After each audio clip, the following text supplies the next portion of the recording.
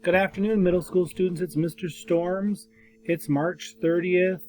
It's our 11th day on emergency release due to the COVID-19 virus.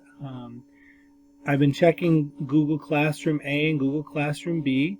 More and more students are completing their tasks in there. We're going to continue in Google Classroom A and Google Classroom B until we go on spring break, which will be on April 10th. Again, we're going to continue in those classrooms, and teachers are going to be adding lessons to those classrooms. If we end up staying out of school beyond that, we're going to be changing up our format a little bit. But I just wanted to let everyone know that our marking period ends this Friday.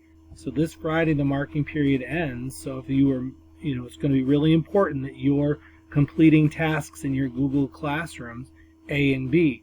If you've got questions, it's important that you email your teachers. Your teachers are also setting up Google Hangout Meets with you.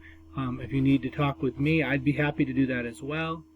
But by Friday, this marking period is over, and the teachers are going to be finishing up grades for the third marking period next week. And report cards, or you'll be able to see things published on the school tool report card on the 9th.